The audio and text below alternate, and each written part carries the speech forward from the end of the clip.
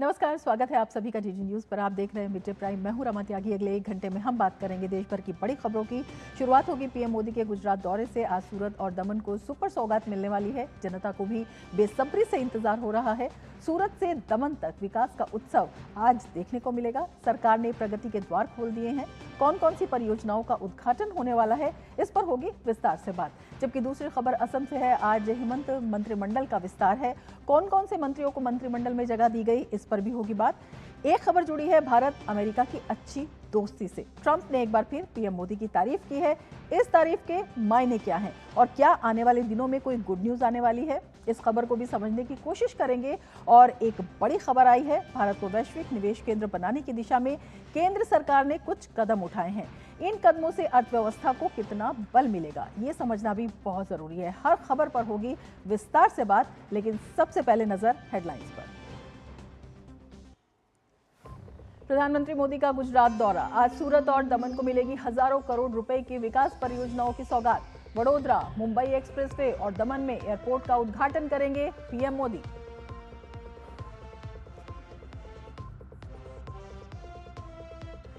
असम में हेमंत कैबिनेट का विस्तार। 12 मंत्रियों को किया गया मंत्रिमंडल में शामिल। 12 मई को 4 मंत्रियों के साथ मुख्यमंत्री पद की हेमंता ने ली थी शपथ।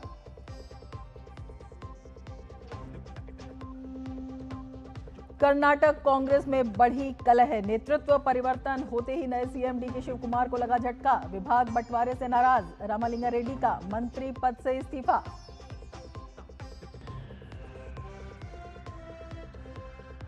रेपो रेट 5.25% पर बरकरार। आरबीआई की मौद्रिक नीति समिति का सर्वसम्मति से फैसला। नीतिगत दरों में कोई बदलाव नहीं।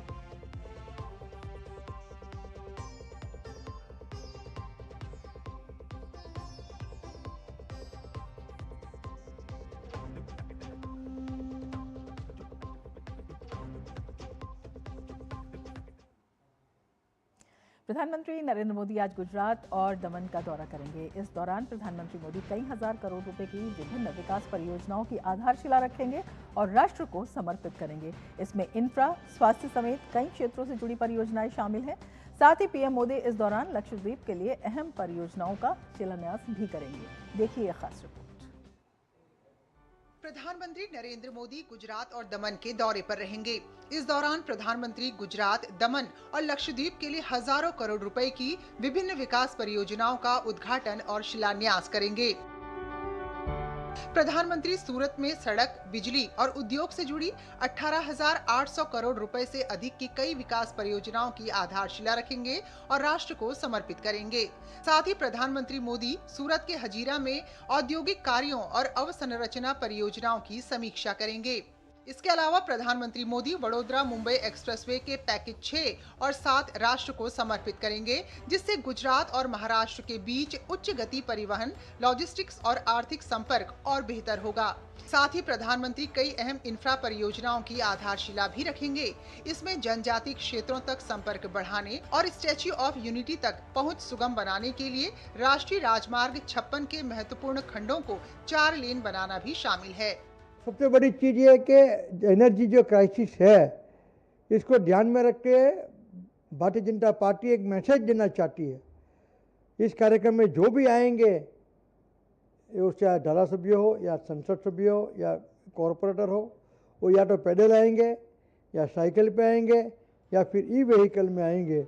इसके अलावा प्रधानमंत्री मोदी सूरत में 200 बिस्तर वाले ईएसआईसी अस्पताल का भी उद्घाटन करेंगे, जो अत्याधुनिक स्वास्थ्य सेवाएं प्रदान करेगा।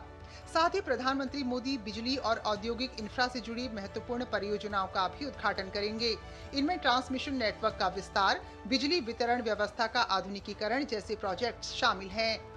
5 जून को विश्व पर्यावरण दिवस के अवसर पर सूरत के पंडित दीनदयाल उपाध्याय इंडोर स्टेडियम में प्रधानमंत्री मोदी का संबोधन होगा। इस कार्यक्रम के लिए स्टेडियम में विशेष तौर पर प्लास्टिक मुक्त सजावट की गई है। जी, ये बैकड्रॉप का डिजाइन इसी तरह से किया गया है क्योंकि हम गुजरात को रिप्रेजेंट कर रहे हैं, सूरत को रिप्रेजेंट कर रहे हैं थ्रू द टेक्सटाइल। पूरा एक ट्री बनाया हुआ है और जिससे पर्यावरण दिन का भी एक मैसेज हम देना चाहते हैं। प्रधानमंत्री मोदी इसके बाद केंद्र शासित प्रदेश दादरा और नगर हवेली तथा दमन एवं दीव भी जाएंगे। दमन में प्रधानमंत्री मोदी करीब 2,970 करोड़ की विकास परियोजनाओं का उद्घाटन करेंगे और शिलान्यास करेंगे। इस दौरान प्रधानमंत्री दमन में स्वामी विवेकानंद ग्राउंड में एक विशाल जनसभा को संबोधित करेंगे। दमन में प्रधानमंत्री नमो हवाई अड्डे का नया टर्मिनल भवन राष्ट्र को समर्पित करेंगे। पर दीव जाने के लिए भी हमको हेलीकॉप्टर लगता था, and which is very limited, तो वो थोड़े लिमिट्स में बंधे हुए थे। पर ये एयरपोर्ट के इनॉग्रेशन के साथ अब हमारी कनेक्टिविटी दुनिया के साथ और बाकी के इंडिया के साथ बहुत अच्छी हो जाएगी, बहुत स्पीड अप हो जाएगी। इसके अलावा प्रधानमंत्री मोदी दमन में 270 करोड़ की लागत से बने नमो अस्पताल का उद्घाटन भी करेंगे। साथ ही प्रधानमंत्री मोदी 359 करोड़ की लागत वाले आइकॉनिक ब्रिज, 231 करोड़ की लागत से बने दमन कन्वेंशन सेंटर और 225 करोड़ की लागत वाले NIFT कैंपस भी राष्ट्र को समर्पित करेंगे। इस छोटे से प्रदेश में आदरणीय प्रधानमंत्री जी का ये 8वां दौरा है। अपने आप बताता है कि वो इस प्रदेश से कितना प्यार करते हैं, इस प्रदेश के विकास के लिए कितना उत्सुक है। वहीं दमन से प्रधानमंत्री केंद्र शासित प्रदेश लक्षद्वीप के लिए भी 885 करोड़ रुपए की 4 बेहद अहम पोर्ट परियोजनाओं का शिलान्यास करेंगे।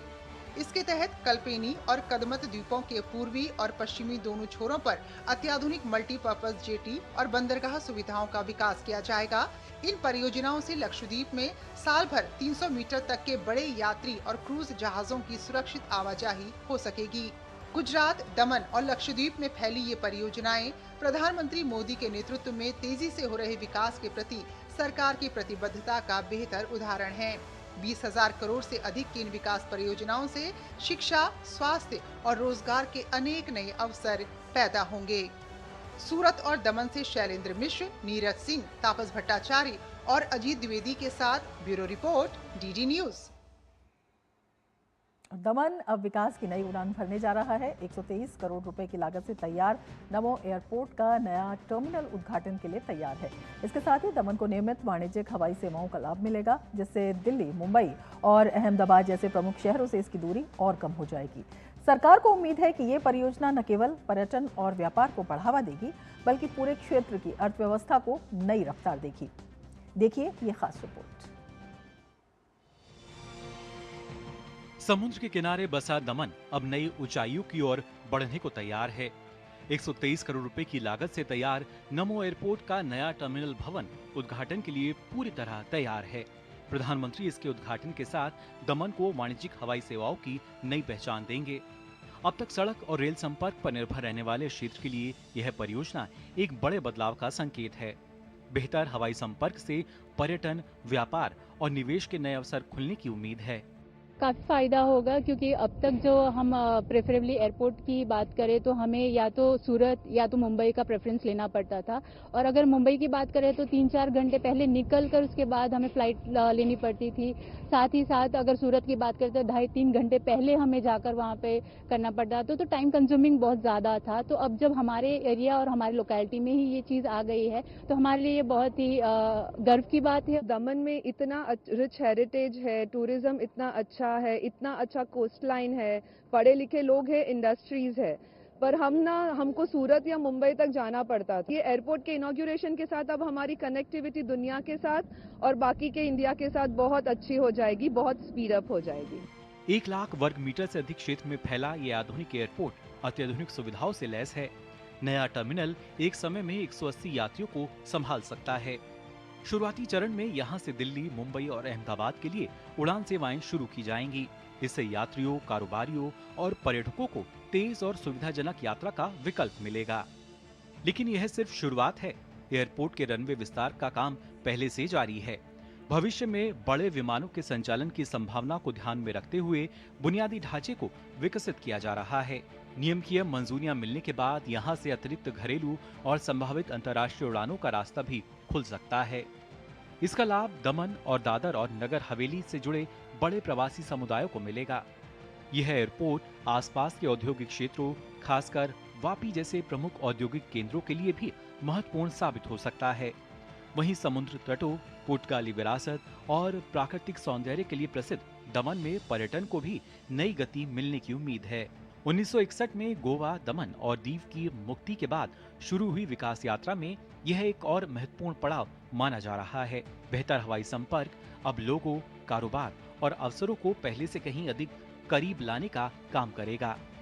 अत्याधुनिक सुविधाओं से लैस ये नया हवाई अड्डा पर्यटन को बढ़ावा देने, व्यापार और उद्योग को मजबूती देने तथा केंद्र शासित प्रदेश को देश के प्रमुख आर्थिक केंद्रों से जोड़ने में महत्वपूर्ण भूमिका निभाएगा। इसी के साथ ही दमन भारत के विमान मानचित्र पर अपनी एक नई पहचान बनाने में भी कामयाब हो जाएगा। कैमरा पर्सन सौरभ बख्शी और सुनील राणा के साथ मैं तापस भट्टाचार्य, दूरदर्शन समाचार, दमन। और सूरत से हमारे संवाददाता शैलेंद्र मिश्र हमारे साथ जुड़े हुए हैं। हमारे संवाददाता अजीत द्विवेदी भी हमारे साथ जुड़े हुए हैं। शैलेंद्र, सबसे पहले आपसे समझना चाहेंगे, आज प्रधानमंत्री हजारों करोड़ रुपए की सौगात जो है वहां पर देने वाली है। ये जो परियोजनाएं वहां पर आज दी जाएंगी प्रधानमंत्री की तरफ से, किन मायनों में खास है? क्या कुछ इसका फायदा होगा? कितना इसका असर दिखाई देगा? रमा, सूरत में 18,000 करोड़ रुपए की परियोजनाओं का या तो लोकार्पण होना है या फिर शिलान्यास होना है। इसके साथ ही साथ अगर देखें तो आप तमाम अन्य परियोजनाएं भी गुजरात के दौरे और दमन के दौरे के दौरान प्रधानमंत्री नरेंद्र मोदी इसकी शुरुआत करने वाले हैं। एयरपोर्ट की आपने स्टोरी दिखाई, किस तरह से एयर कनेक्टिविटी का फ़ायदा मिलने वाला है सुंदर द्वीप में, जहां पर लोग सीधे आ सकेंगे विमानों के जरिए। अभी सूरत से जाना पड़ता है या फिर सड़क क्षेत्र से जाना पड़ता है। तो ये एक बहुत बड़ी सुविधा की शुरुआत होने वाली है पर्यटकों के लिए। सूरत की बात करें तो सूरत में जो एक्सप्रेस वे है मुंबई तक जो जाता है, उसमें 5वें और 6ठे खंड में एक सुविधा मिलने वाली है। ये 8 लेन का जो एक्सप्रेस वे है, इससे जो आवाजाही है वो और आसान होगी, जो आर्थिक विकास की जो रफ्तार है वो तेज होगी। इसके साथ ही साथ स्टैच्यू ऑफ यूनिटी जहां पर स्थित है वहां आवाजाही की जो सड़क है वो बेहतर होगी। तो कनेक्टिविटी के लिहाज से ये दौरा, प्रधानमंत्री नरेंद्र मोदी का ये दौरा बहुत महत्वपूर्ण साबित होने वाला है। एक 200 बेड से अधिक क्षमता वाला अस्पताल की भी शुरुआत हो रही है, जिसमें जो कामगार हैं उनके लिए ये अस्पताल काफ़ी एक तरह से कहें राहत लेकर आएगा। सूरत के विकास गाथा को हम जानते हैं, प्रधानमंत्री नरेंद्र मोदी ने गुजरात के मुख्यमंत्री के तौर पर सूरत के कायाकल्प की जो एक तस्वीर लिखी थी, जिस पर सूरत तेजी से आगे बढ़ा था, अब वो आगे और बढ़ता हुआ दिखाई दे रहा है। जब हम देख रहे हैं कि नई नई परियोजनाएं साकार रूप ले रही है। टेक्सटाइल हब में इस सूरत में, जहां की साड़ी हम जानते हैं कि देश और दुनिया में मशहूर है और टेक्सटाइल के बड़े केंद्र के तौर पर न केवल गुजरात बल्कि देश में जाना जाता है, वहाँ इंफ्रास्ट्रक्चर की नई नई परियोजनाएं निश्चित तौर पर न केवल इस शहर के विकास को नई गति दे रही हैं बल्कि गुजरात और देश के विकास को भी नई रफ्तार दे रही हैं। प्रधानमंत्री नरेंद्र मोदी का संबोधन होना है यहाँ पर। जब इस वक्त मैं खड़ा हूँ जहाँ पर पंडित दीनदयाल उपाध्याय इंडोर स्टेडियम में, ये खूबसूरती से सजाया गया है और यहाँ से पर्यावरण का संदेश है। विश्व पर्यावरण दिवस के मौके पर प्रधानमंत्री नरेंद्र मोदी गुजरात के सूरत आ रहे हैं। किस तरह से यहाँ जगह जगह पर एक पेड़ लगाने की जो अपील की गई है उसको दर्शाया गया है। कैसे कचरे का प्रबंधन हो उसको लेकर कलाकृति बनाई गई है। और सबसे खास मंच पर पीछे की तरफ जो एक पेड़ नुमा कलाकृति बनाई गई है टेक्सटाइल के जरिए, कपड़ों के जरिए, कतरन के जरिए, उसमें जो गुजरात की अलग अलग जगह की जो पहचान है, जो कलाकारी है, चित्रकारी है, उसको दर्शाया गया है। तो ये निश्चित तौर पर प्रधानमंत्री नरेंद्र मोदी का दौरा पर्यावरण को लेकर भी संदेश देगा और साथ ही साथ इंफ्रास्ट्रक्चर यानी आर्थिक बुनियादी ढांचा को लेकर एक नया एक इतिहास हम कह सकते हैं सूरत में लिखा जाएगा। 18,000 करोड़ की परियोजनाओं की या तो लोकार्पण होगा या फिर उसकी शुरुआत होने जा रही है। बिल्कुल, आपके पास आएंगे। दमन से हमारे साथ अजीत द्विवेदी भी जुड़े हुए हैं। अजीत, किस तरह से दमन के विस्तार को नई रफ्तार मिलेगी? दमन में किस तरह से विकास परियोजनाओं की नई उड़ान? देखिए रमा, मैं हजीरा में हूँ और हजीरा जो है लंबे समय से इंडस्ट्रियल हब रहा है। हजीरा पोर्ट जो है वो अंतर्राष्ट्रीय व्यापार का एक महत्वपूर्ण जरिया रहा है, साधन रहा है और यहाँ पर तमाम इंडस्ट्री यहाँ पर डेवलप की गई है। और इसी कड़ी में आज जबकि विश्व पर्यावरण दिवस है और ये तो उसके लिहाज से बहुत महत्वपूर्ण दिन ये मेक इन इंडिया के लिए है और मेक फॉर वर्ल्ड के लिए है, क्योंकि यहाँ पर प्रधानमंत्री नरेंद्र मोदी जो है भारत में निर्मित स्वदेशी इलेक्ट्रोलाइजर जो है उसका मुआयना करेंगे, उसकी यहाँ पर जो कंपोनेंट उसके तैयार किए गए हैं L&T परिसर में, उसको यहाँ पर देखेंगे और उसको यहाँ पर तमाम जो प्रक्रिया है उसको समझेंगे। तो एक बहुत बड़ा दिन है, क्योंकि ग्रीन हाइड्रोजन को प्रोड्यूस करने में बहुत बड़ा रोल होता है इलेक्ट्रोलाइजर का, और अभी तक ये कंपोनेंट हमें विदेशों से आयात करने पड़ते थे, लेकिन अब मेक इन इंडिया के तहत इसको बनाया जा रहा है। न सिर्फ बनाया जा रहा है बल्कि इसको दुनिया को निर्यात भी किया जा रहा है। फ्रांस जैसे देशों को हमने निर्यात किया है, कुवैत में निर्यात किया है, मिडिल ईस्ट के देशों को निर्यात किया है। और ये इलेक्ट्रोलाइजर जो है जब ये लग जाएंगे तमाम इंडस्ट्रीज में, जो कार्बन फुटप्रिंट है वो बहुत ज्यादा रिड्यूस होगा, क्योंकि ये ग्रीन हाइड्रोजन को प्रोड्यूस करेंगे। और ऐसा ही यहाँ पे एक मॉडल जो है वो बनाया गया है कि पानीपत में किस तरीके से पूरा एक इंडस्ट्रियल हब बनाया गया है ग्रीन तो हाइड्रोजन का जो वहाँ प्रोडक्शन होगा, और वो जो बिजली उसमें यूज होगी वो भी पूरी तरीके से सोलर बिजली होगी। तो पूरा एक इंफ्रास्ट्रक्चर जो है वो डेवलप किया जा रहा है, किस तरीके से ग्रीन हाइड्रोजन के क्षेत्र में भारत एक क्रांति लाने जा रहा है। और अब मेक इन इंडिया से बहुत आगे जाकर Bharat make for the world की तरफ जा रहा है। दूसरा यहाँ पर जो है जो यहाँ पे तमाम जो डिफेंस से संबंधित जो यहाँ पर इंफ्रास्ट्रक्चर है वहाँ पर प्रधानमंत्री जाएंगे, उनका मुआयना करेंगे। साथ ही यहाँ पर जो न्यूक्लियर जो पावर प्लांट्स जो लगने वाले हैं उसके कंपोनेंट अब भारत जो है किस तरीके से बना रहा है, किस तरीके से उसको निर्यात भी कर रहा है, उसके भी यहाँ पर जो कंपोनेंट्स है वहाँ पर प्रधानमंत्री जाएंगे, उनका मुआयना करेंगे, उनको देखेंगे। सबमरीन के यहाँ पर जो कंपोनेंट्स हैं जो बनाए जा रहे हैं, उसके पास बनाए जा रहे हैं, उसको असेंबल यहाँ पर किया जाएगा। मेक इन इंडिया के तहत पूरी ये प्रोसेस जो है वो चल रही है। तो ये पूरा परिसर जो है पूरा एक मेक इन इंडिया हब के रूप में यहाँ पर बना हुआ है। और जहाँ पर डिफेंस इक्विपमेंट से लेकर जिसमें कि जोरावर टैंक है, इसमें दूसरे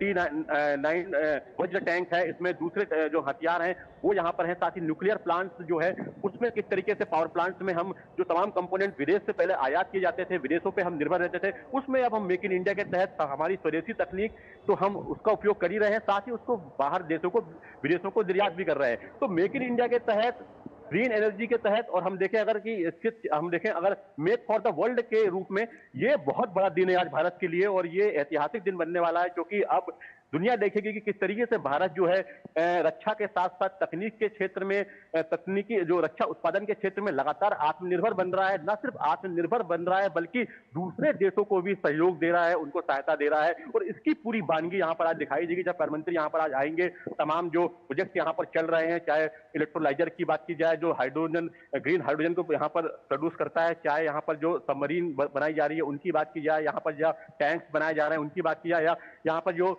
न्यूक्लियर जो पावर प्लांट्स के कंपोनेंट्स यहाँ पर बनाए जा रहे हैं उसकी बात की जाए, ये तमाम ऐसी चीजें हैं जो कि एक बहुत बड़े लेवल पे देश की तकदीर बदलने की कुव्वत रखते हैं, ताकत रखते हैं। और ना सिर्फ देश बल्कि दुनिया को जो है ये संदेश यहाँ से जाएगा कि भारत जो है अब ना सिर्फ मेक इन इंडिया के तहत लगातार प्रगति कर रहा है बल्कि मेक फॉर द वर्ल्ड की तरफ आगे बढ़ गया है। और तमाम वो देश जिनके पास ये तकनीक नहीं है या जो हमारे सहयोगी देश है उनको अब हम ये तकनीक सप्लाई कर रहे हैं, उनके कंपोनेंट सप्लाई करने में सक्षम हो गए हैं। तो आज जबकि विश्व पर्यावरण दिवस है तो एक बड़ा संदेश यहाँ से प्रधानमंत्री देंगे कि अब हम ग्रीन एनर्जी में ग्रीन हाइड्रोजन को प्रोड्यूस करने में जो कि इंडस्ट्री में बड़े लेवल पे उसका उपयोग होता है उसमें अब हम पूरी तरीके से आत्मनिर्भर बनने जा रहे हैं। और यहाँ पर जो इलेक्ट्रोलाइजर जो है जो कि हाइड्रोजन और ऑक्सीजन को वाटर को अलग करता है वो यहाँ पर उसका प्रधानमंत्री मुआयना करेंगे। बड़े बड़े यहाँ पर उसके कंपोनेंट यहाँ पर रखे हुए हैं और वो पूरी प्रक्रिया को प्रधानमंत्री समझेंगे कि किस तरीके से ये बनाया जाता है, क्योंकि पूरा रोबोटिक यहाँ पर सिस्टम है, पूरे रोबोट्स लगे हुए हैं जो कि अपने ऑटोमेशन में चलते हैं और पूरा ये कंपोनेंट जो है वो तैयार किया जाता है।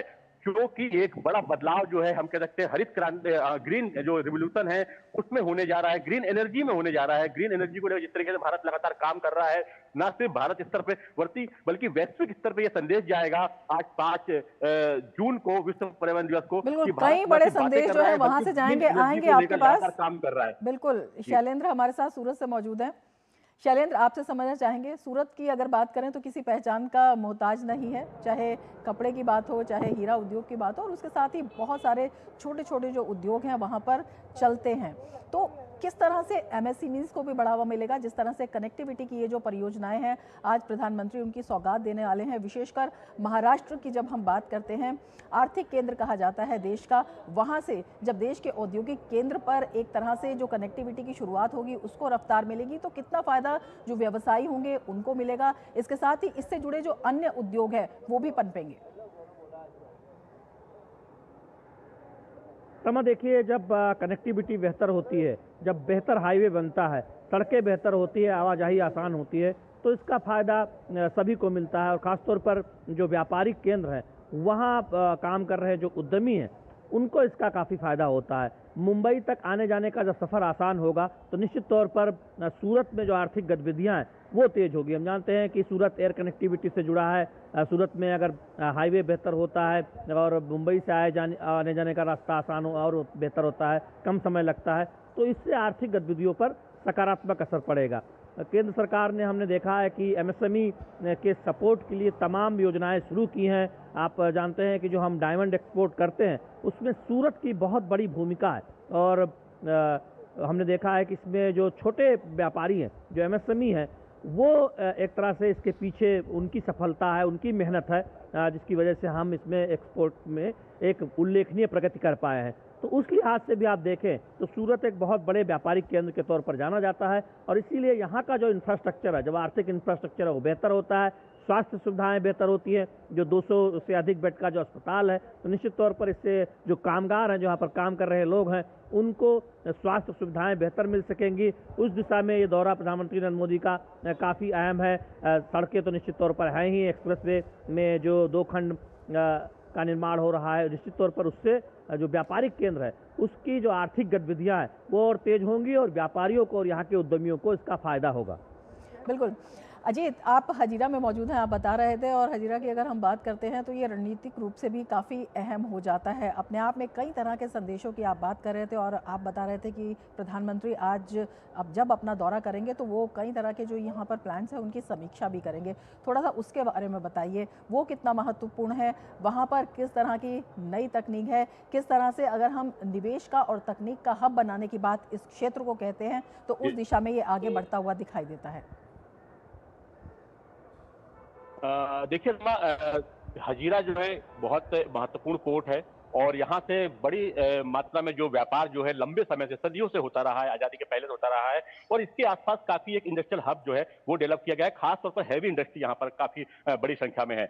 हम बात करें किस तरीके से मेक इन इंडिया के तहत तमाम चीजें आगे बढ़ रही हैं, तो यहाँ पर तमाम क्लस्टर बनाए गए हैं। यहाँ पर जो एल&टी का यहाँ पर मैन्युफैक्चरिंग जो यहाँ पर सेंटर है, वहां पर डिफेंस से लेकर यहाँ पर सबमरीन, साथ ही जो हम बात करें तो इलेक्ट्रोलाइजर, इसके अलावा जो यहाँ पर न्यूक्लियर जो पावर प्लांट्स होते हैं, उन पावर प्लांट्स में उपयोग होने वाले जो कंपोनेंट्स होते हैं, जो उपकरण होते हैं, जो तमाम चीजें होती है, जो न्यूक्लियर रिएक्टर से जो रिएक्शंस होते हैं उसको कंट्रोल करने की जो तमाम प्रोसेस होती है, उसके जो कंपोनेंट होते हैं वो यहाँ पर तैयार किए जा रहे हैं। और 700 करीब मेगावाट के जो छोटे छोटे रिएक्टर्स होंगे, ये कहीं ना कहीं आगे चल के देश के अलग अलग हिस्सों में जब ये लगेंगे तो हम कह सकते हैं कि ग्रीन एनर्जी, क्लीन एनर्जी में जो है ये गेम चेंजर साबित होंगे। और ना सिर्फ भारत में बल्कि इनको बाद में दूसरे जो देश हैं, हमारे मित्र देश हैं या जो हमारे सहयोगी देश हैं, उनको भी निर्यात किया जाएगा।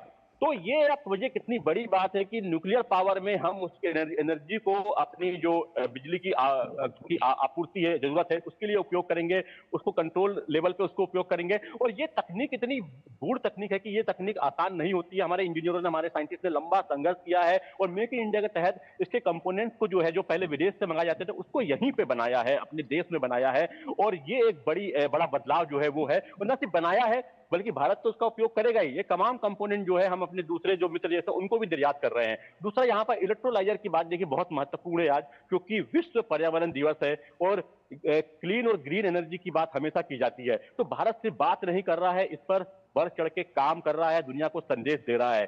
ग्रीन जो हाइड्रोजन है वो एक बहुत बड़ा एक गेम चेंजर साबित होने वाला है। देखिए, अभी जो इंडस्ट्रीज होती है उनको हाइड्रोजन की आवश्यकता पड़ती है, हाइड्रो पावर की आवश्यकता पड़ती है, लेकिन ग्रीन हाइड्रोजन जो होगी वो कहीं ना कहीं पूरी तरीके से जो कोई भी कार्बन फुटप्रिंट जो है उसको रिलीज नहीं करेगी, पूरी तरीके से क्लीन एनर्जी के रूप में होगी। और जो इंडस्ट्री में बड़े लेवल पे ये जो है ग्रीन एनर्जी का रूप एक लेगी, वहां पर उसकी आवश्यकताओं की पूर्ति करेगी। अभी ग्रे हाइड्रोजन का यूज किया जाता है, जिसको प्रोड्यूस करने में काफी बड़ी मात्रा में जो है कार्बन फुटप्रिंट जो है वो निकलता है, काफी पोल्यूशन होता है। तो अब पूरी तरीके से ये जो बिल्कुल विकास की एक नई रफ्तार तो देखने को मिलेगी ही, दुनिया को भी एक बड़ा संदेश जाएगा। बिल्कुल अजीत और शैलेंद्र, नजर बनाए रखिए। बहुत शुक्रिया तमाम जानकारी के लिए। और मीडिया प्राइम में अब लेते हैं एक ब्रेक, आप बने रहिए टीटी न्यूज के साथ। गंभीर हार्ट अटैक के बाद रीवा के जिला अस्पताल में भर्ती मऊगंज के गोविंद लाल तिवारी को इलाज के लिए एयर एम्बुलेंस से भोपाल भेजा गया। वहीं संदीप सिंह को किडनी फेलियर और सांस की तकलीफ से बचाने के लिए सिंगरौली से भोपाल भेजा गया। ये सब कुछ संभव हो पाया प्रधानमंत्री श्री नरेंद्र मोदी के मार्गदर्शन और मुख्यमंत्री डॉक्टर मोहन यादव के कुशल नेतृत्व में मध्य प्रदेश में संचालित पीएम श्री एयर एम्बुलेंस सेवा से, जो रोगियों के लिए वरदान बन गई है। मई 2024 से प्रारंभ हुई इस सेवा से 140 से अधिक लोग हुए लाभान्वित। आयुष्मान कार्ड धारकों को एयरलिफ्ट से लेकर प्रदेश के अंदर और बाहर सभी आयुष्मान मान्यता प्राप्त अस्पतालों में मुफ्त इलाज की सुविधा। गैर आयुष्मान श्रेणी के मरीजों का प्रदेश के अंदर सशुल्क एयरलिफ्ट और शासकीय अस्पतालों में इलाज। सड़क हादसे, औद्योगिक दुर्घटना या प्राकृतिक आपदाओं के घायलों के लिए भी मुफ्त एयर एम्बुलेंस की सुविधा। मध्य प्रदेश सरकार के द्वारा घोषित गरीब से गरीब आदमी की जान बचाने के लिए एयर एम्बुलेंस की सुविधा की जो सौगात दी गई है, वो एक बार फिर हमारे लिए लाभकारी सिद्ध हुई है। कई सारे लोगों की हमने इस तरह से जान भी बचाई है और मदद भी की है। हमारी सरकार गरीब से गरीब आदमी के जीवन में ये मदद करने के लिए तत्पर है। माननीय मुख्यमंत्री मोहन यादव जी का बहुत बहुत धन्यवाद करते हैं। इस योजना को चला करके गरीबों के लिए एक वरदान सिद्ध साबित किए। पीएम श्री एयर एम्बुलेंस में प्रशिक्षित डॉक्टर और पैरामेडिकल स्टाफ की व्यवस्था। पता है, लोग अक्सर मुझसे पूछते हैं कॉल सेंटर का स्टेडी जॉब क्यों छोड़ा। I wanted more out of life. बस मैंने अपना स्टार्टअप शुरू किया। जानना चाहोगे कैसे? Then start up your own business as an LIC agent. यहाँ सब कुछ है, great products, zero investment, leading organisation and unlimited opportunities. तो क्या आप तैयार है LIC एजेंट बनो? अब बड़ा सोचो। हमारी वेबसाइट पर जाएं या अपनी नजदीकी LIC शाखा से संपर्क करें। गृह मंत्री अमित शाह त्रिपुरा दौरे पर हैं। आज कई कार्यक्रमों में अमित शाह ने शिरकत की। त्रिपुरा दौरे पर पहुंचे केंद्रीय गृह मंत्री अमित शाह ने भारत बांग्लादेश सीमा पर लंकामुरा बॉर्डर आउटपोस्ट में BSF के जवानों को संबोधित किया।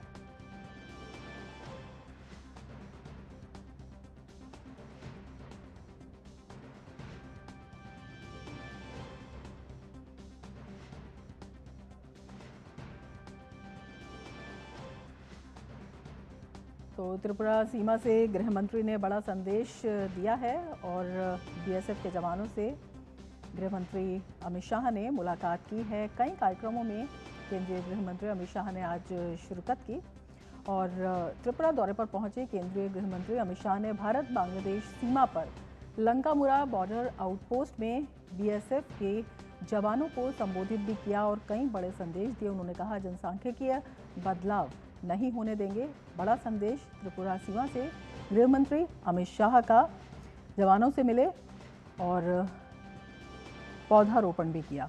गृह मंत्री अमित शाह BSF के जवानों के बीच त्रिपुरा में केंद्रीय गृह मंत्री अमित शाह का दौरा, जवानों से मिले, उन्हें संबोधित किया, उनसे बातचीत की और कई बड़े संदेश भी उन्होंने अपने संबोधन में दिए। केंद्रीय गृह मंत्री अमित शाह त्रिपुरा दौरे पर BSF के जवानों के बीच केंद्रीय गृह मंत्री अमित शाह और निरीक्षण करते हुए तमाम संसाधनों का BSF के जवानों के बीच समझते हुए उनसे तमाम तकनीकी बारीकियां। केंद्रीय गृह मंत्री अमित शाह BSF के जवानों से बातचीत करते हुए और उनसे तकनीकी जानकारी समझते हुए आज BSF के जवानों से मिले केंद्रीय गृह मंत्री अमित शाह और उन्होंने वहां उन्हें संबोधित भी किया, साथ ही उनसे बातचीत भी की और अपने संबोधन में उन्होंने कई बड़े संदेश दिए। त्रिपुरा दौरे पर हैं केंद्रीय गृह मंत्री अमित शाह।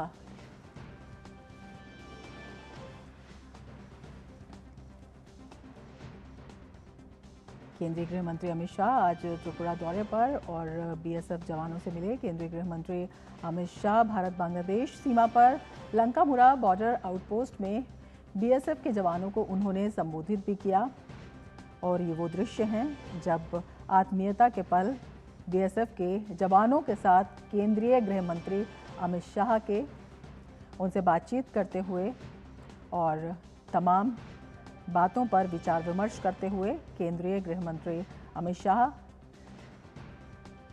आज त्रिपुरा के दौरे पर अपना संबोधन भी दिया और संबोधन में उन्होंने कई बड़े संदेश भी दिए। और ये जो दृश्य हैं वो दिखाते हैं कितनी आत्मीयता से बीएसएफ के जवानों के साथ बातचीत करते हुए केंद्रीय गृह मंत्री अमित शाह, और इससे पहले उन्होंने जो तमाम तकनीकी संसाधन हैं उनकी समीक्षा भी की, उनकी बारीकियां भी समझी और निरीक्षण भी किया।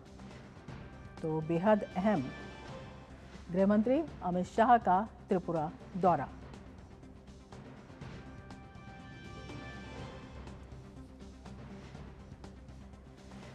तो त्रिपुरा सीमा से गृह मंत्री अमित शाह ने बड़ा संदेश दिया है और ये दृश्य हैं बीएसएफ के जवानों के साथ बातचीत करते हुए केंद्रीय गृह मंत्री अमित शाह के, उनके साथ आत्मीय पलों को साझा करते हुए, और तमाम जवान भी गृह मंत्री अमित शाह को संभवतः जो तमाम वहाँ की जानकारी है उसको देते हुए और अपने अनुभवों को केंद्रीय गृह मंत्री से साझा करते हुए। त्रिपुरा सीमा से इससे पहले केंद्रीय गृह मंत्री ने एक बड़ा संदेश भी दिया। जवानों से मुलाकात की, उनसे बातचीत की, उनसे तकनीकी बारीकियां समझी और उनके साथ आत्मीय पलों को साझा भी किया।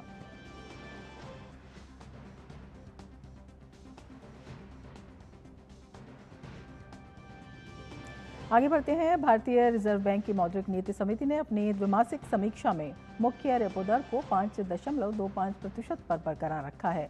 मुंबई में 3 दिन तक चली मौद्रिक नीति समिति की बैठक के बाद आरबीआई गवर्नर संजय मल्होत्रा ने फैसलों की घोषणा की। समिति ने सर्वसम्मति से रेपो दर में कोई बदलाव नहीं करने और तटस्थ यानी न्यूट्रल रुख को बरकरार रखने का फैसला किया है। In this backdrop, the Monetary Policy Committee met on the 3rd, 4th and 5th of this month to deliberate and decide on the policy repo rate. After a detailed assessment of the evolving macroeconomic and financial developments and the outlook, the MPC voted unanimously to keep the policy repo rate under the LAP unchanged at 5.25%. Consequently, the STF rate remains at 5% and the MSF rate and the bank rate at 5.5%. The MPC also decided to continue with the neutral stance. भारतीय reserve bank के governor Sanjay Malhotra ने कहा है कि वैश्विक अनिश्चितताओं और भू राजनीतिक तनाव के बावजूद भारतीय अर्थव्यवस्था की बुनियाद मजबूत बनी हुई है। उन्होंने कहा कि वैश्विक अर्थव्यवस्था व्यापारिक मार्गों और आपूर्ति श्रृंखलाओं में व्यवधान, बाजार की अस्थिरता और कारोबारी सतर्कता जैसी चुनौतियों का सामना कर रही है। उन्होंने भरोसा जताया कि देश इन चुनौतियों और झटकों का सामना कम से कम नुकसान के साथ कर सकेगा। Economy has been shaped by heightened uncertainty, disruptions to key trade routes and supply chains, increased market volatility, and cautious business sentiment. Let me at the very outset emphasize that the Indian economy entered this episode of global turbulence with much better fundamentals than in previous similar episodes. We remain confident to withstand these shocks with minimum pain. Bharat को वैश्विक निवेश केंद्र बनाने की दिशा में केंद्र सरकार ने विदेशी निवेश को आकर्षित करने के लिए कई महत्वपूर्ण सुधारों की घोषणा की है। वित्त मंत्रालय ने सरकारी प्रतिभूतियों और भारतीय शेयर बाजार में विदेशी निवेशकों की भागीदारी बढ़ाने के लिए नियमों में व्यापक बदलाव किए हैं। इन कदमों का उद्देश्य दीर्घकालिक और स्थिर विदेशी पूंजी को भारत की ओर आकर्षित करना है। विदेशी निवेशकों को आकर्षित करने के लिए सरकार ने बड़ा कदम उठाते हुए सरकारी प्रतिभूतियों में निवेश से होने वाले ब्याज और पूंजीगत लाभ यानी कैपिटल गेन्स को आयकर से मुक्त करने का फैसला किया है। ये छूट 1 अप्रैल 2026 से लागू होगी। इसके तहत विदेशी पोर्टफोलियो निवेशकों को जीसेक में निवेश पर मिलने वाले ब्याज और पूंजीगत लाभ पर कोई आयकर नहीं देना होगा। सरकार का कहना है कि इससे भारत की कर व्यवस्था अंतर्राष्ट्रीय वित्तीय बाजारों के अनुरूप बनेगी और वैश्विक निवेशकों के लिए भारतीय बॉन्ड अधिक आकर्षक होंगे। वित्त मंत्री ने बजट 2026-27 में घोषणा की थी कि अब भारत के बाहर रहने वाले व्यक्ति यानी PROI भी सूचीबद्ध भारतीय कंपनियों के शेयरों में पोर्टफोलियो निवेश योजना यानी PIS के तहत निवेश कर सकेंगे। अब तक ये सुविधा केवल NRI और OCI निवेशकों तक सीमित थी। सरकार ने किसी एक कंपनी में ऐसे विदेशी निवेशकों की निवेश सीमा 5% से बढ़ाकर 10% कर दी है। वहीं सभी विदेशी व्यक्तिगत निवेशकों के लिए कुल निवेश सीमा 10% से बढ़ाकर 24% कर दी गई है। सरकार का मानना है कि इससे विदेशी निवेशकों के लिए भारतीय बाजार में प्रवेश आसान होगा और शेयर बाजार में अधिक स्थिर विदेशी पूंजी का प्रवाह बढ़ेगा। इसके साथ ही सरकार ने विदेशी पोर्टफोलियो निवेशकों FPI के लिए सरकारी प्रतिभूति बाजार को और आकर्षक बनाने के लिए भी कई अहम फैसले लिए हैं। फुली एक्सेसिबल रूट FAR के तहत अब 15 वर्ष, 30 वर्ष और 40 वर्ष की अवधि वाले नए सरकारी बॉन्ड तथा सॉवरेन ग्रीन बॉन्ड्स को भी शामिल किया जाएगा। इससे विदेशी निवेशकों को लंबी अवधि के भारतीय सरकारी बॉन्ड में निवेश के अधिक अवसर मिलेंगे। हालांकि केंद्र सरकार की प्रतिभूतियों में कुल 6% और राज्य सरकारों की प्रतिभूतियों में 2% की कुल निवेश सीमा बरकरार रहेगी। विशेषज्ञों का मानना है कि इससे भारत के बॉन्ड बाजार में तरलता बढ़ेगी और दीर्घकालिक विदेशी निवेशकों की भागीदारी मजबूत होगी। इन सुधारों से विशेष रूप से पेंशन फंड, बीमा कंपनियां और सॉवरेन वेल्थ फंड जैसे दीर्घकालिक निवेशकों को भारत में निवेश बढ़ाने के लिए प्रोत्साहन मिलेगा। सरकार को उम्मीद है कि इससे विदेशी मुद्रा भंडार को भी मजबूती मिलेगी और भारतीय पूंजी बाजार की गहराई बढ़ेगी। और क्या होगा इसका असर, ये भी बता देते हैं। दीर्घकालिक विदेशी पूंजी का प्रवाह इससे बढ़ सकता है, साथ ही रुपए को मजबूती मिलेगी और विदेशी मुद्रा भंडार को इससे समर्थन मिलने की पूरी संभावना है। साथ ही भारत वैश्विक निवेश गंतव्य के रूप में और अधिक प्रतिस्पर्धी बनेगा। भारतीय शेयर बाजार में विदेशी निवेश बढ़ सकता है। कुल मिलाकर सरकार के ये कदम विदेशी निवेशकों के लिए भारत में निवेश को अधिक सरल, पारदर्शी और आकर्षक बनाने की दिशा में एक बड़ा सुधार माने जा रहे हैं। इससे दुनिया की सबसे तेजी से बढ़ती प्रमुख अर्थव्यवस्थाओं में शामिल भारत को दीर्घकालिक पूंजी उपलब्ध कराने में मदद मिलेगी, रुपए को मजबूती मिलेगी और विदेशी मुद्रा भंडार को इससे समर्थन मिल सकता है और भारत वैश्विक निवेश गंतव्य के रूप में और अधिक प्रतिस्पर्धी बनेगा। भारतीय शेयर बाजार में विदेशी निवेश बढ़ सकता है, इसकी पूरी संभावनाएं हैं। तो ये तमाम असर हैं। सरकारी बॉन्ड बाजार अधिक गहरा और तरल बनेगा, उसमें लिक्विडिटी बढ़ जाएगी, साथ ही दीर्घकालिक विदेशी पूंजी का प्रवाह भी बढ़ेगा, यानी कि लंबे समय तक विदेशी पूंजी का प्रवाह जो है वो बढ़ेगा। रुपए को इससे मजबूती मिलेगी और विदेशी मुद्रा भंडार को भी इससे समर्थन मिल सकता है। साथ ही भारत जो है विदेशी निवेश के रूप में एक बहुत ही आकर्षक गंतव्य इससे बनने की पूरी संभावना है। प्रोफेसर अश्विनी महाजन हमारे साथ बने हुए हैं, आर्थिक विश्लेषक हैं। प्रोफेसर महाजन, बहुत स्वागत है आपका हमारे इस कार्यक्रम में। और सबसे पहले आपसे यही जानना चाहेंगे, ये जो सभी रिफॉर्म्स हैं अपने आप में कितने महत्वपूर्ण हैं और कितनी ज़रूरत थी इनकी? देखिए, पिछले 1-1.5 साल से लगातार विदेशी पोर्टफोलियो इन्वेस्टर्स जो हैं वो बाहर का रुख किए हुए थे। उसका कारण यह है कि दुनिया के में जो इस प्रकार से उथल पुथल मची हुई है उसका भी एक बड़ा असर था और उसके कारण बहुत बड़ी मात्रा में विदेशी मुद्रा भी बाहर जा रही थी। उसके कारण हमारा जो रुपया है उस पर भी प्रभाव पड़ रहा था। हम सब लोगों ने देखा कि पिछले 1 साल में लगभग 11% हमारा रुपया जो है वो नीचे चला गया। ऐसे में आवश्यकता इस बात की थी कि जो पोर्टफोलियो इन्वेस्टर्स हैं वो निवेश यहाँ पर इन्वेस्टेड रहे हमारे देश में। तो दुनिया भर में एक प्रैक्टिस है कि जो गवर्नमेंट बॉन्ड्स में पैसा लगाते हैं विदेशी निवेशक, उन पर टैक्स में छूट दी जाती है। भारत में अभी इस पर छूट नहीं थी। इसके कारण भारत में जो हमारे गवर्नमेंट सिक्योरिटीज़ हैं उसमें विदेशी निवेशक पैसा नहीं लगा पा रहे थे।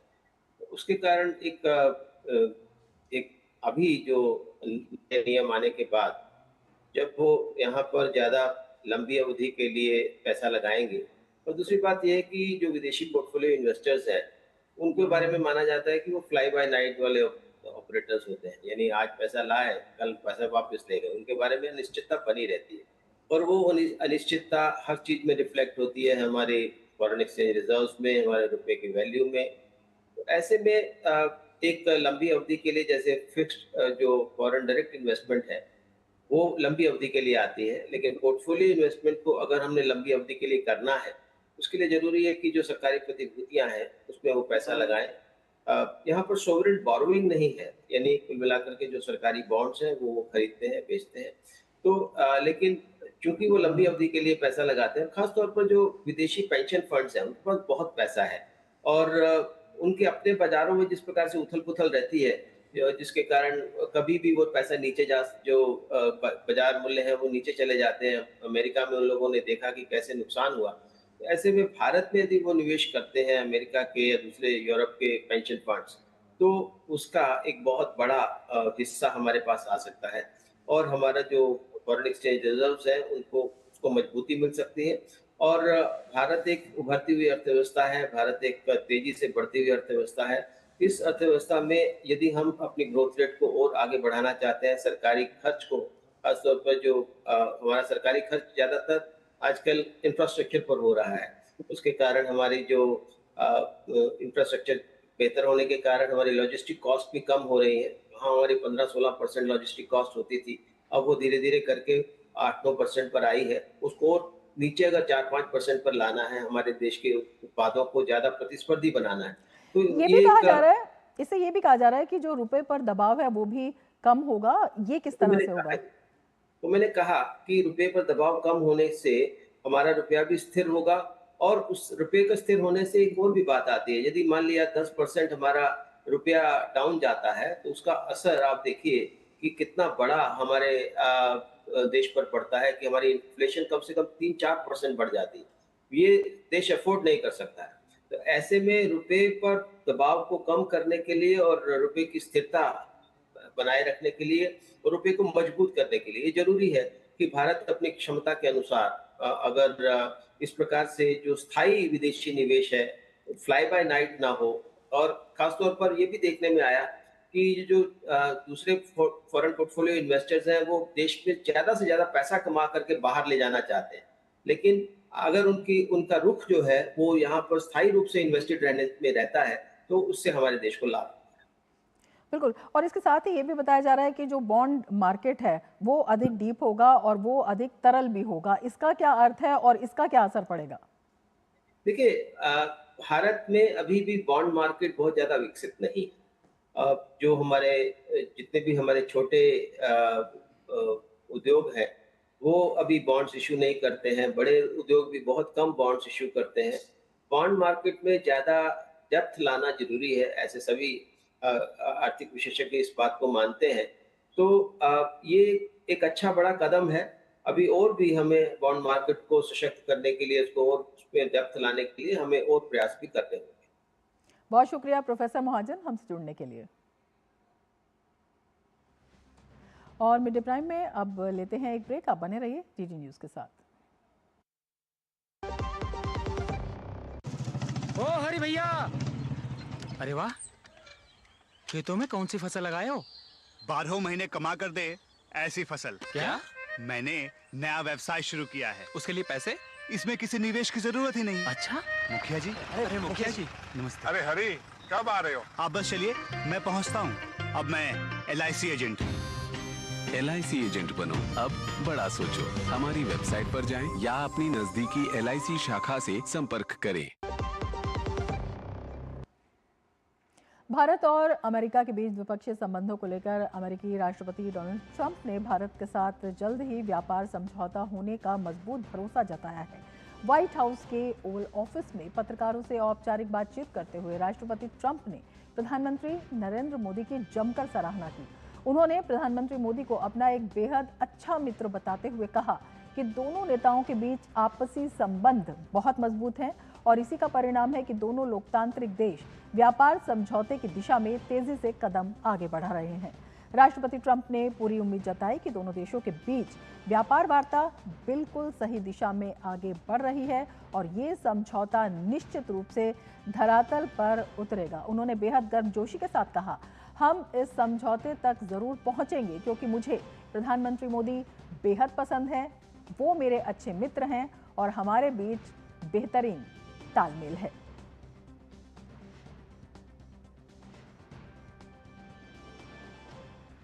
तो राष्ट्रपति ट्रंप ने प्रधानमंत्री मोदी की तारीफ की है, उन्हें अपना अच्छा मित्र बताया है और व्यापार समझौते की उम्मीद जताई है, उम्मीद ही नहीं जताई है। उन्होंने कहा है निश्चित तौर पर ये धरातल पर आएगा। हमारे संवाददाता अखिलेश सुमन हमारे साथ जुड़े हुए हैं और ज़्यादा जानकारी के साथ।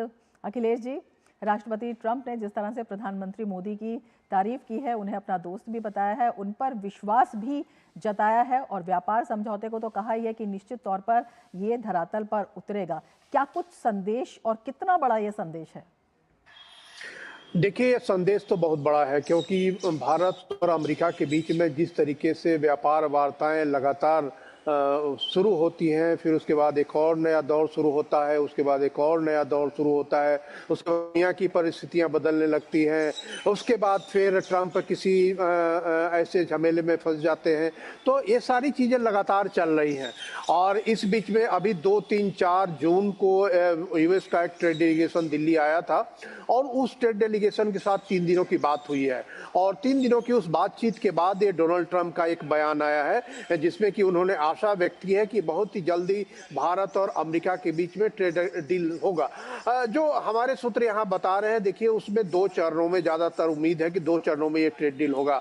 एक तो एक इंटरिम ट्रेड डील होगा, जिस इंटरिम ट्रेड डील में जो कि जिस चीज़ों पे सहमति बन गई है उन चीज़ों पे सहमति उसके माना जाएगा कि वो एक इंटरिम ट्रेड डील है। उसके बाद एक कंप्रहेंसिव बायलैटरल ट्रेड एग्रीमेंट, उस पे बात चलती रहेगी क्योंकि उसमें कई ऐसी चीज़ें हैं, कई ऐसी शर्तें हैं जिसमें कि भारत को भी बहुत कुछ कहना है, अमेरिका को भी बहुत कुछ कहना है।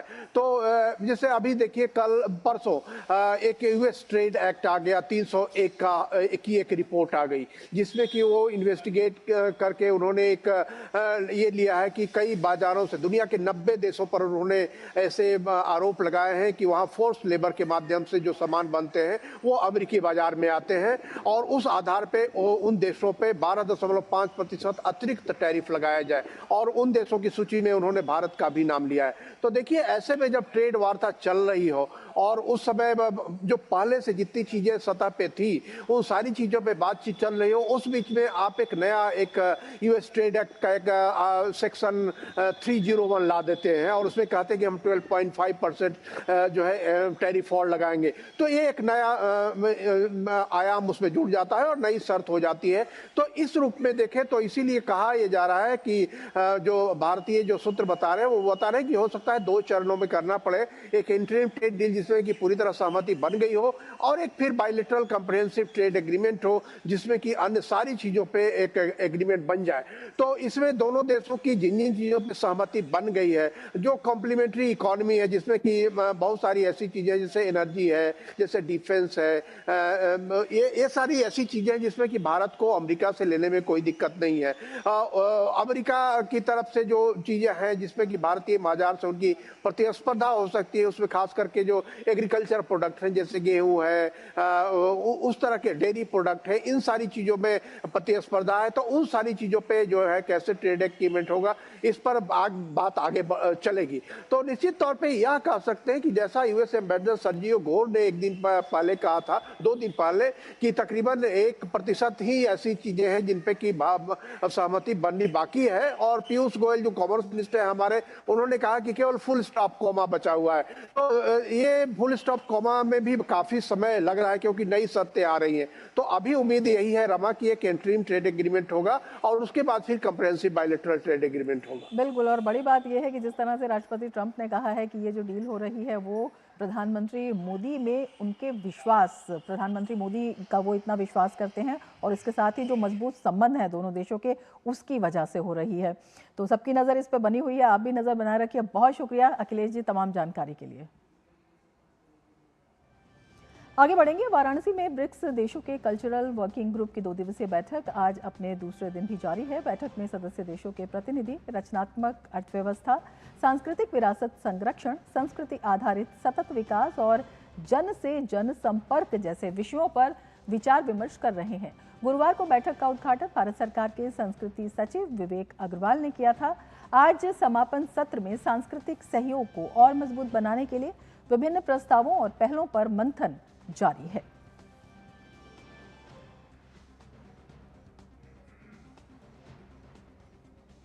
प्रधानमंत्री मोदी की अध्यक्षता में केंद्रीय मंत्रिमंडल ने विमानन ईंधन ETF की कीमतों में स्थिरता के लिए तेल विपणन कंपनियों को 10,000 करोड़ रुपए की एक मुश्त मदद मंजूर की। ये कदम पश्चिम एशिया संकट के बीच एयरलाइंस को राहत देने और यात्रियों को ईंधन की अचानक बढ़ती कीमतों से बचाने के लिए उठाया गया है। वेस्ट एशिया क्राइसिस के कारण एविएशन टरबाइन फ्यूल यानी ATF की कीमतें रिकॉर्ड स्तर पर पहुंच गई हैं। मार्च 2026 में जहां ATF करीब 60 रुपए प्रति लीटर था, वहीं मई तक इसकी कीमत 142 रुपए प्रति लीटर तक पहुंच गई। और चूंकि ईंधन किसी भी एयरलाइन के खर्च का लगभग 40% हिस्सा होता है, इसलिए एयरलाइंस पर भारी दबाव बढ़ गया। इसी संकट से निपटने के लिए प्रधानमंत्री नरेंद्र मोदी की अध्यक्षता में केंद्रीय मंत्रिमंडल ने ऑयल मार्केटिंग कंपनीज यानी OMCs को 10,000 करोड़ रुपए तक की विशेष वित्तीय सहायता देने का फैसला किया है। ATF प्राइस स्टेबलाइजेशन फंड में बेसिकली एक सेल्फ सस्टेनिंग रिवॉल्विंग फंड बनाया गया है। सेल्फ सस्टेनिंग रिवॉल्विंग फंड के माध्यम से ATF price for the airline carriers who want to participate in this, उनको एक स्टेबल ATF प्राइस अभी करंट क्राइसिस के दौरान मिलेगा। इसका मकसद है एयरलाइंस को ATF की कीमतों में स्थिरता देना, ताकि ईंधन के दामों में अचानक आने वाले उछाल का सीधा असर हवाई किराए और सेवाओं पर ना पड़े। जब अंतर्राष्ट्रीय बाजार में ATF महंगा होगा तो OMCs को होने वाले नुकसान की भरपाई इस फंड से की जाएगी, और जब कीमतें कम होंगी तो यह राशि वापस सरकार को लौटाई जाएगी। इस कदम से एयरलाइंस को बेहतर वित्तीय योजना बनाने में मदद मिलेगी, यात्रियों को किराए में भारी उतार चढ़ाव से राहत मिलेगी और देश की घरेलू व अंतर्राष्ट्रीय हवाई कनेक्टिविटी भी मजबूत बनी रहेगी। साथ ही पर्यटन, व्यापार, लॉजिस्टिक और रोजगार जैसे कई क्षेत्रों में भी इसका फायदा मिलेगा। यानी साफ है, सरकार की यह 10,000 करोड़ रुपए की ATF स्टेबलाइजेशन स्कीम सिर्फ एयरलाइंस को राहत देने की योजना नहीं है, बल्कि भारत के पूरे एविएशन सेक्टर को वैश्विक ईंधन संकट के झटकों से बचाने की एक बड़ी कोशिश है। इस फैसले से हवाई किराए में अचानक होने वाली बढ़ोतरी पर रोक लगेगी, जिसका सीधा फायदा आम यात्रियों को मिलेगा। और अब खबर खेल की खबरों के साथ गौरव हमारे साथ जुड़ चुके हैं। गौरव, क्या कुछ खास खेल की खबरों में आज? शुक्रिया रमा। और खेल जगत की खबरों की शुरुआत करेंगे हॉकी की खबर के साथ, जहां पर अंडर 18 एशिया कप हॉकी में शानदार फॉर्म में चल रही भारतीय हॉकी टीम का सामना आज सेमीफाइनल में पाकिस्तान से होगा। भारतीय पुरुष टीम पूल ए में 3 जीत और 1 हार के साथ दूसरे स्थान पर है। टीम ने अब तक 32 गोल किए हैं और 6 गोल खाए हैं। भारत ने कजाकिस्तान को 13-0 से, कोरिया को 4-1 से और चीनी ताइपे को 13-1 से हराया, जबकि जापान के खिलाफ भारत को 2-4 से हार मिली। कप्तान केतन कुशवाहा 7 गोल के साथ टीम के लिए शीर्ष स्कोरर बने हुए हैं।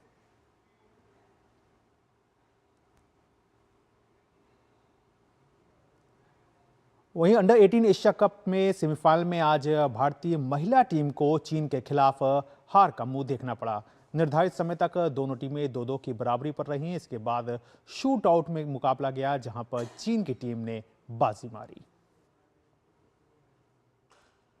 और अब बात कर लेते हैं फ्रेंच ओपन की, जहां फ्रेंच ओपन में पोलैंड की क्वालिफायर माया फ्लेंस्का का विजय अभियान जारी है। फ्लेंस्का ने डियाना श्नाइडर को 7-6, 6-4 से मात देकर पहली बार किसी ग्रैंड स्लैम के फाइनल में जगह बनाई। अब फाइनल में फ्लेंस्का का सामना रूस की मीरा आंद्रीवा से होगा। वहीं रूस की 19 साल की मीरा आंद्रीवा ने फ्रेंच ओपन के महिला एकल फाइनल में जगह बना ली। आंद्रीवा ने सेमीफाइनल में यूक्रेन की मार्टा कोस्टुक को 6-1, 6-3 से शिकस्त दी। आंद्रीवा पहली बार फ्रेंच ओपन के फाइनल में पहुंची हैं।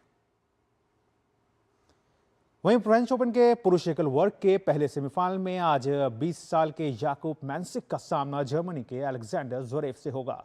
दुनिया के तीसरे नंबर के खिलाड़ी ज़्वेरेव छठी बार फ्रेंच ओपन के सेमीफाइनल में पहुंचे हैं। वहीं याकूब मैंसिक ने पहली बार किसी ग्रैंड स्लैम के सेमीफाइनल में जगह बनाई है।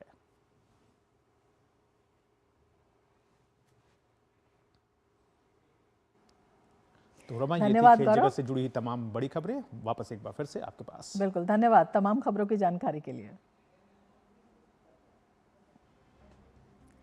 आगे बढ़ते हैं। विश्व पर्यावरण दिवस के अवसर पर प्रधानमंत्री नरेंद्र मोदी ने सोशल मीडिया प्लेटफॉर्म एक्स पर वीडियो शेयर किया है और साथ ही लिखा है, एक पृथ्वी, एक परिवार और एक भविष्य के सिद्धांत से प्रेरित होकर हम मिशन लाइफ की भावना के माध्यम से एक स्वच्छ, हरित और अधिक सतत ग्रह की ओर लगातार कार्य करते रहेंगे। हमारी पृथ्वी भारत में जिसे मां का रूप माना गया है, उसकी रक्षा, उसका संरक्षण, उसका संवर्धन हर पीढ़ी का दायित्व होता है। हमारे पूर्वजों ने हमारे लिए किया, हमारी जिम्मेवारी है आगे वाली पीढ़ियों के लिए हम कुछ करके जाएं। ये एक शब्द है लाइफ, LIFE, यानी लाइफ स्टाइल फॉर एनवायरमेंट। आज जरूरत है कि हम सभी लोग एक साथ आकर कलेक्टिव पार्टिसिपेशन के साथ लाइफ स्टाइल फॉर एनवायरमेंट यानी लाइफ को एक अभियान की तरह आगे बढ़ाएं।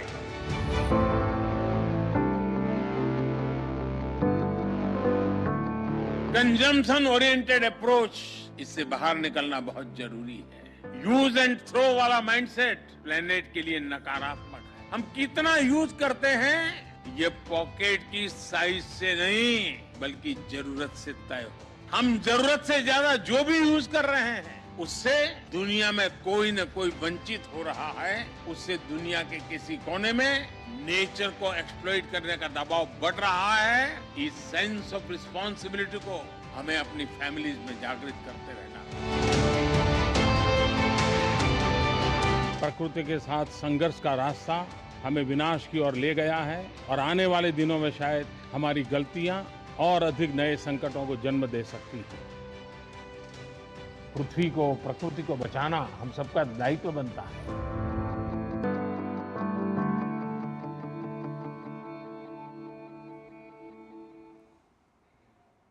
तो विश्व पर्यावरण दिवस पर प्रधानमंत्री का बड़ा संदेश। इसके साथ ही मिड डे प्राइम में फिलहाल इतना ही। दीजिए इजाजत, नमस्कार।